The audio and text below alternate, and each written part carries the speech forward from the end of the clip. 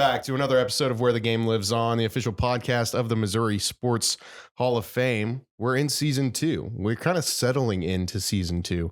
It's another busy week here at the Hall. We've actually got some price cutter events coming up. Actually, one of the busiest weeks of the year. I mean, obviously the tournament itself, it's just nonstop. But we've got the event.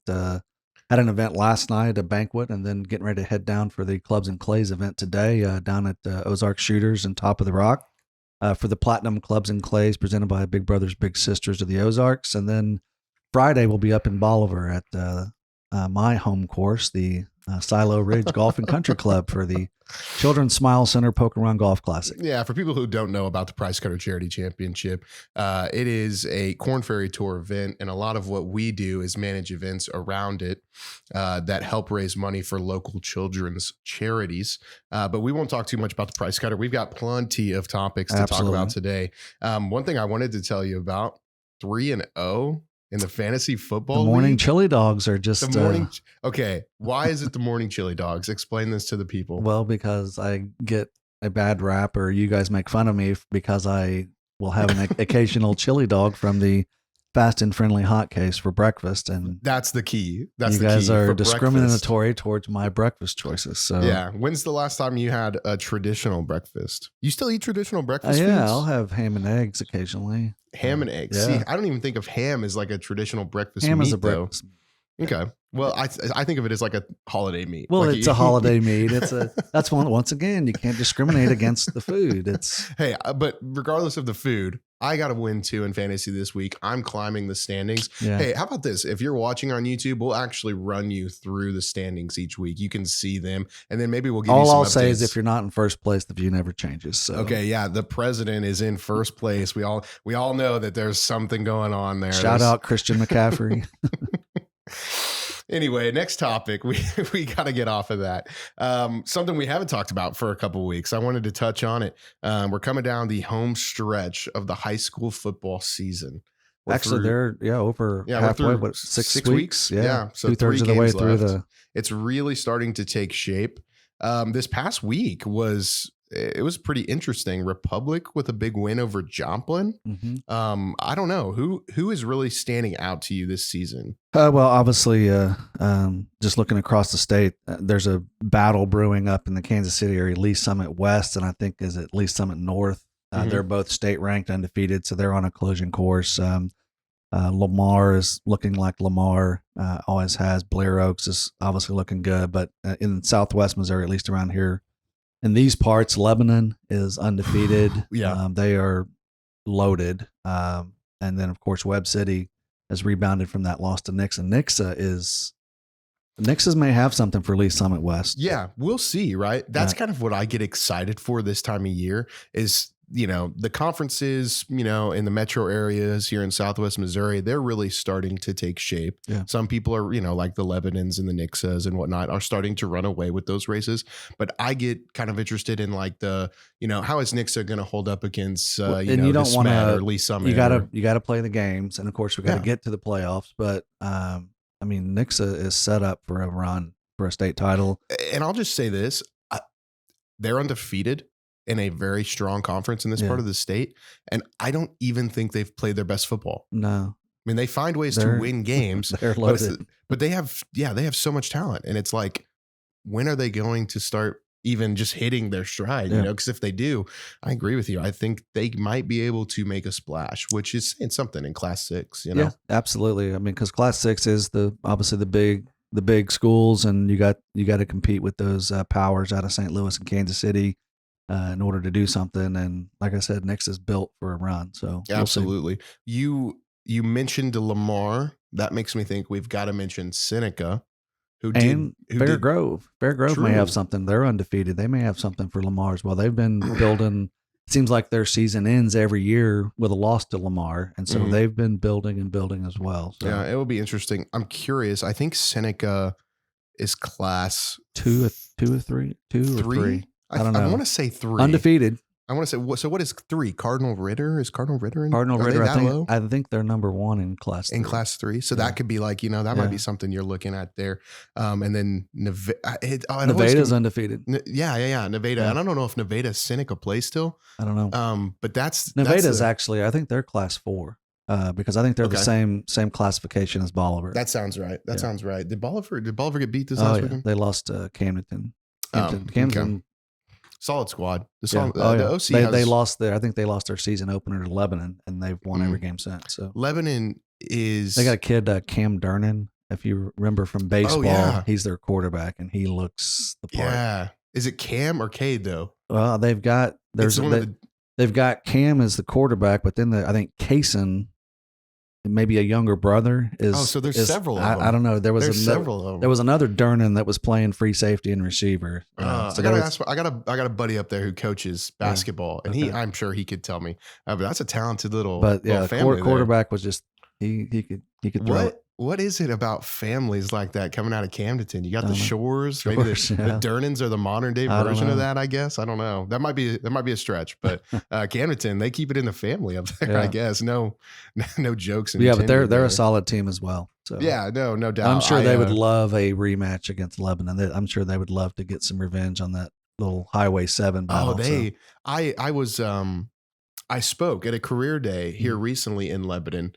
And one of the other speakers there was from SBU, wore purple. Yeah. And people were giving him a hard time at Lebanon because he was wearing purple. I was like, it's SBU. It's not Camden. But that's a bitter rivalry for sure. I remember back in several years ago when I was doing the high school sports magazine that Stratford and Fairgrove were bitter rivals as well. And at Stratford, they referred to Fairgrove as the Purple School. They didn't even call it Fairgrove. Oh, they didn't even name it. They just called it the Purple School. That's interesting. Continuing on the high school football topic, though, you're coming down the stretch of the regular season, and then we'll get into the playoffs. What if you could name one team in the state that you think's a lock? Who are you going to go with? Not for a state championship, but maybe just to finish out the season, the regular season undefeated, and have a chance to make a run. Lebanon will finish the season undefeated. Nixa will finish the season undefeated. Hold on, they're playing Ozark. As I said, Nixa will finish the season undefeated. The backyard brawl or whatever it's called. I think backyard. It's a good one. It's had good history. I think Lutheran North they've got probably the 2 best wins of anybody in the state. They went down to Blair Oaks and beat Blair Oaks on their home field. Blair Oaks was number 1 at the time. And then they went back up and they beat Francis Howell. So I think Lutheran North is also loaded as well. Yeah, absolutely. I like the Lebanon call. I also would go personally with Lee Summit North. I was fixing to say. Lee Summit North. Yeah. So high school football season, a lot going on right now. Several upcoming events for the Price Cutter, like we mentioned, but we've got some exciting stuff going on. The next Hall of Fame event where we're inducting a few people is the Fall Sports Luncheon. We're excited to announce that one of our inductees for that event, Clay Harbor, is confirmed. He will be joining us on the podcast. So we will be talking MSU football. We will be talking NFL. We will also be talking The Bachelorette. We'll probably be talking about how to actually do a good podcast because Clay has got a pretty successful podcast from what I understand. Really? Okay, then maybe we'll maybe he gives some tips. Maybe we'll get some insight there. The social media bracket challenge, the Missouri Sports Hall of Fame Legends bracket has come to an end. We have named a champion. I don't think either of us are surprised. No, I Stan Musial. From the very beginning, that was the favorite. So I think he is the official number 1 overall seed of this bracket. So it's only fitting.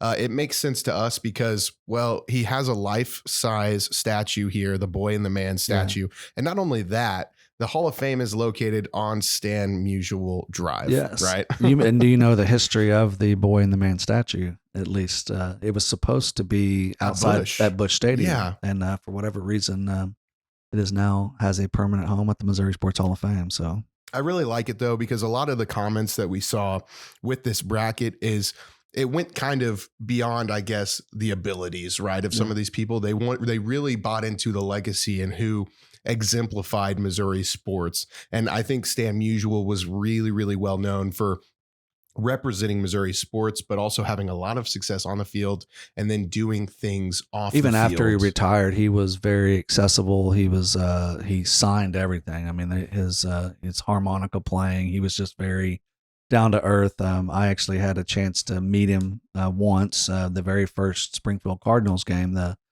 when they dedicated the field and had, I think the actual St. Louis Cardinals came and played against the Springfield Cardinals, and Stan Musial was here, and I got to drive him to the airport, and so I got to meet him, and he was, of course, old at the time, and but still just very gregarious, just outgoing, and pulled out his harmonica and started playing "Take Me Out to the Ball Game." So he was, even in old age, he was still that accessible person. So yeah, that's awesome. I didn't know. I kind of knew the story of the boy and the man the man and the boy, statue.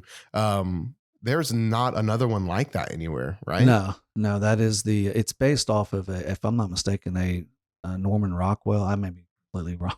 Yeah, we just say things on this podcast sometimes, but we don't have the guy behind the scenes that's looking everything actually for us, giving us facts. Yeah. But it is it's based on, if I'm not mistaken, perhaps a Norman Rockwell cover or something to that effect. I don't know, but there was plans to put this statue at Busch Stadium, and like I said, for whatever reason, it is here. But one of many statues here at the Hall of Fame that was done by Harry Weber, the renowned sports sculptor, who incidentally we will be inducting into the Missouri Sports Hall of Fame in St. Louis on November 19th. So shout out to Harry Weber and all of his great work. Yeah, I loved his comments that he made. Yes, and just a little teaser, we're going to put Harry to work in 2024. We're working on possibly naming another legend. More details to come on that because it's not official, but we do intend on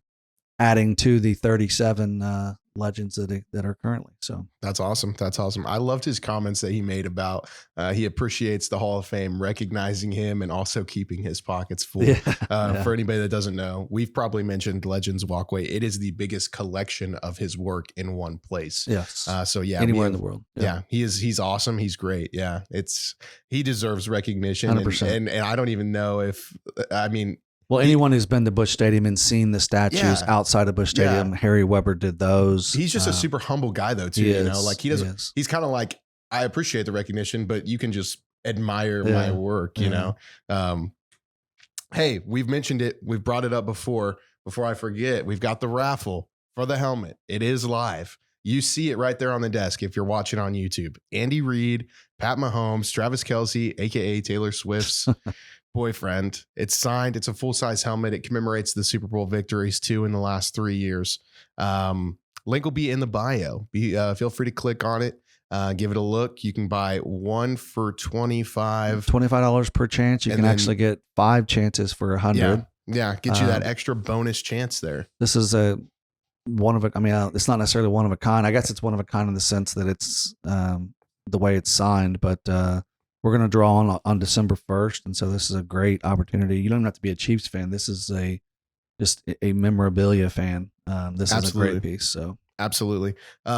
We won't stay on the topic long, just because we spent all last episode talking about it. Have you seen any of the drama yet? The Travis and Taylor drama about how she brought all her friends to the game and he didn't leave with her. Oh, I did not see the didn't leave with her. I saw the entry of Ryan Reynolds and Blake Lively and the whole crew. All of her friends, anyways, right? Blake Lively was there. Yes, I was like, they were on the road. They had to get back to KC. Mm-hmm. That's likely. She probably had other plans. Yeah, you said boyfriend, girlfriend. I was going to say marketing partner, but marketing partner. There it is. There it is. We'll keep going. We'll move ahead here in sports news. Hey, Mizzou football. It's simple. They keep winning. We'll keep talking about them. They're now 5-0. They're playing LSU this coming weekend. They're a 6.5 which point is crazy. 6.5 point underdog at home. And you would think that Coach Drinkwitz is going to have that plastered all over the locker room as motivation of, look how everyone's doubting you, what you've done. You've not, they're saying you haven't done anything. And I don't know. I think you're going to get Mizzou's best effort. What do you When's the kickoff? What is it, a night game or I don't know. I'll check real quick. day? I'll check. What are you calling this matchup?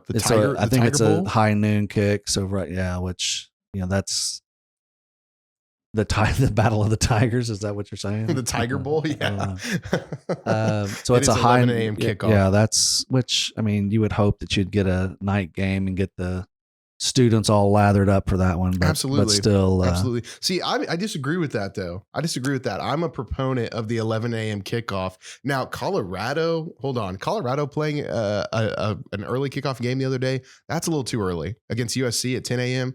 But I think whenever you get the students out of bed and they can, they start drinking. Let's just call it what it is. They're still cognizant of the game at 11 a.m. I think whenever you play in the afternoon or play in the evening, they tailgate all day. And then some of them just say, hey, let's just go to the Darty down the street. We don't need to go to the game. It just seems that the app, it's just, I don't know. Regardless, it doesn't matter if you're playing at 11 a.m. or 8 p.m. You got to come out and lace them up and play. And I would think, I think Mizzou's gotten better game by game. And like I said a couple podcasts ago, Brady Cook has settled into his role as absolutely. QB1. And I think people have accepted him. Luther Burden is a star in the making. The defense is playing lights out. You're going to have to contain LSU's quarterback, Jalen Daniels. He's very mobile, very accurate. I think that they got some weapons at receiver themselves that are going to want to do something. But it's a great opportunity for Mizzou. Mm-hmm. And then setting up, you got a trip to Kentucky. Kentucky's undefeated in football. They got a trip to Georgia this weekend, but so you got LSU, Kentucky. You got a chance to make a statement, and but that start, you got to play one at a time, and they got an opportunity this weekend. On top of the 6.5 underdog, the FPI, the Power Index, gives LSU a 70.2% chance to win. Surprising to me, I thought if this is in Death Valley, I could maybe see that, but it's not. So with that, it makes you wonder if it was in Death Valley. If they're playing in Baton Rouge. What's the spread? Mizzou has no chance. I don't know. It just, but that's my look at this. Honestly, I think this is a very tough game to win if you're playing in Death Valley, especially with where LSU's at right now. Right? They are all over the medias this week. Everybody's like, "Hey, is it time to hit the panic button?" Maybe they want a win. But they have to go on the road. They just had a home loss. I'll say LSU just got beat. Yeah. They're 3-2 or something. I just don't get. Like I said, if you're Coach Drinkwitz, you got to play this up. And hey, no one.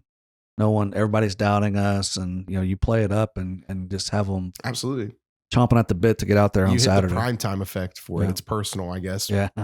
So how about this? Let's go through this hypothetical, and we know who's approaching if Mizzou wins this next two games. If they can beat LSU, they can beat Kentucky. Do you think they're a contender? They still got a trip to Athens. They do. Which is, they still got Alabama they don't play Alabama. Georgia, though. They got Tennessee at home. They've got Correct. Georgia. They've South Carolina. I mean, the trip to Athens, Georgia is not, I don't think Georgia is the Georgia of the last 2 years, but Georgia is still very, very, very talented. Mm-hmm. And so, I don't know. You're obviously a contender until you get beat. Yeah. And you have to knock off the top dog, right? And at some point, until they get Georgia beat, can't win them all. So. Yeah.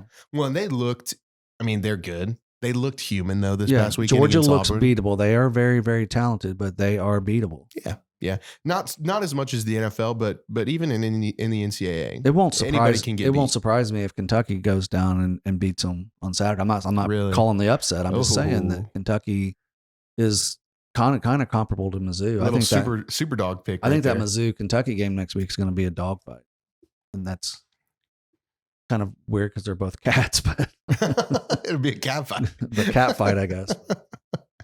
Well, we'll keep it rolling. Something we haven't talked about a lot this season, but it has finally come to an end. The Cardinals.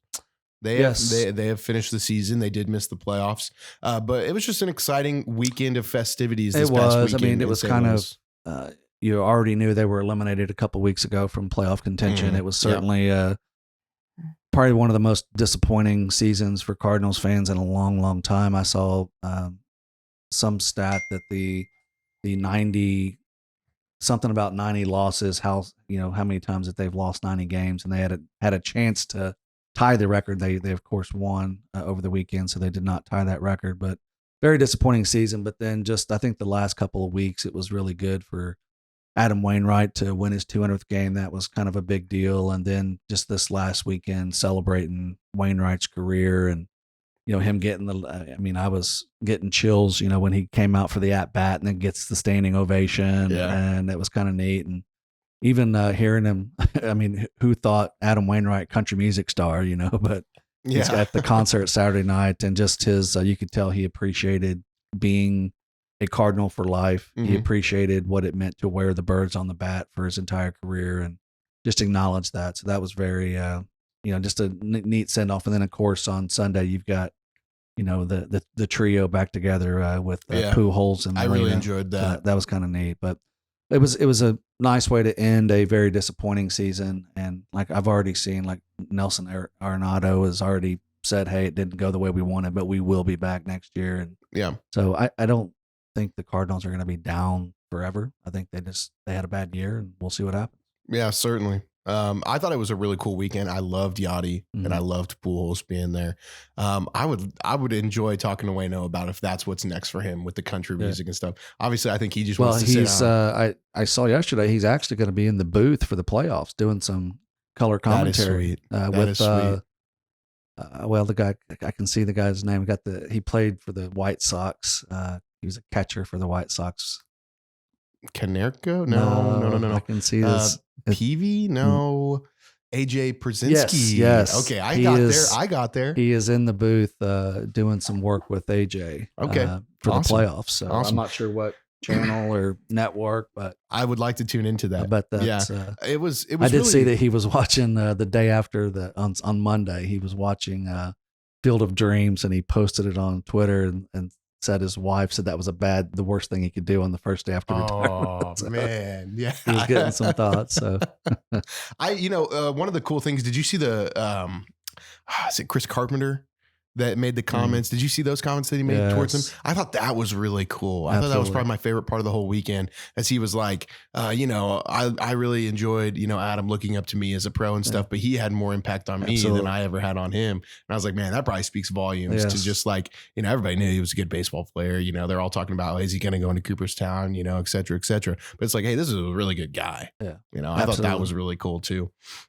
Staying with the theme though of MLB playoffs, hopefully we'll get back to Wainwright in the future, maybe on a future episode. Who do you like in the MLB playoffs this year? Are you not following it? Is it too late? Is there 12 teams in it? 6 and 6. There is 6 in the NL, 6 in the. Correct. If there's 12 teams, I bet you I couldn't name 6 that are in it. Really? Really. So it's a different format because you get more wild card teams now. Is it one game?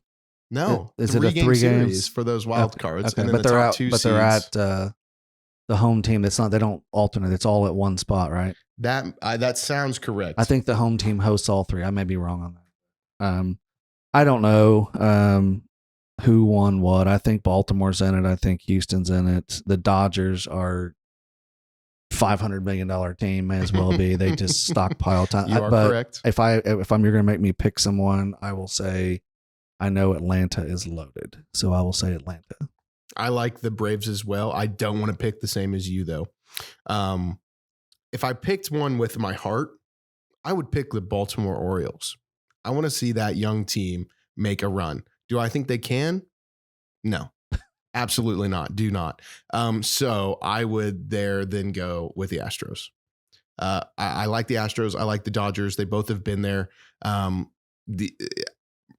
The hate towards Houston has slowly started to trickle away. And I think if they win, I think I can hear someone banging a trash can. maybe. Are they trying to signal us or what? But they have silenced people with that. I mean, it used to be so loud. And now they're like, oh, well, they won a World Series after that, and if they win another one, people are like, okay, this is a talented team. They're talented. I mean, maybe they should start banging on the trash cans again. Maybe they'll lose again, So you don't follow baseball as much as other sports? No, I mean, I certainly don't. I have friends that watch 162 Cardinals games a year or listen to it on the radio. That's not quite me. I follow it enough to kind of know the standings ish, but I mean, I'll probably watch the ALCS, NLCS, and World Series. I won't watch 9 innings, each night, but I'll know what's going on. But I don't. Yeah. So it brings up I think it's a combination of. I have 2 kids that are in everything going, and so they got practice and games every night, and so. Yeah, it makes sense. It brings up the question. I've heard a lot of people debating this more so recently too. Is the MLB season too long? Do you think?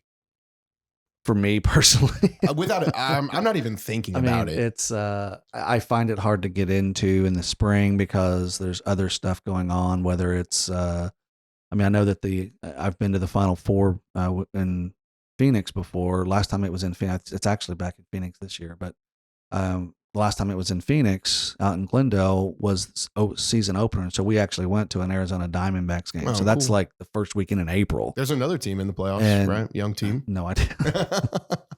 And so, because I remember we were in the pool or actually sitting by the pool. But anyway, it starts in April. It's just hard to get into it until summer. And then, of course, in the summer, you've got all these things going on. I don't know. It's traditionally been that long, I guess. I think it used to be 154 games, and then they went to 162. I'm sure before it was 154, it was something else. But yeah, it's a long season. I think without a doubt, it's not as long as the NBA season. True, because you forget that, like, if you make it to the finals, that goes almost to July. Yeah, it's basically like November. The playoffs last 4 months in the NBA. So. Yeah, but for me, and I am like, I played college baseball, diehard. I love baseball. I think the season's too long, and the best argument I think I have against shortening it is people talk about statistics, right? And being able to, would anybody ever break this record or this record if we shorten the games?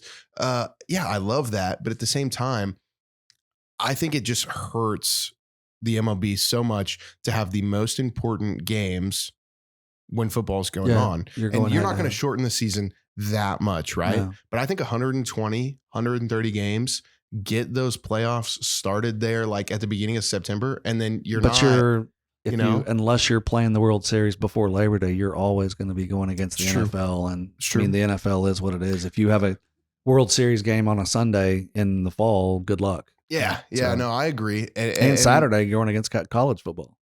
And as much as we have this conversation, I'll say this, with baseball being the way they are now, granted, they've done a lot of things, right? They brought the DH back to the NL and, the pitch clock and now maybe the automated strike zone. They've done a lot. Yeah. But with something like this, I see them being very like hands off. We're not going to touch that game length. Sure. So. And then I kind of retract my statement. When you're playing on a Sunday in the fall, it's going to be a night game. And so you're only going against one Sunday night football game, which half the time is unwatchable anyway. So. And football is king too. Football's king. We know it.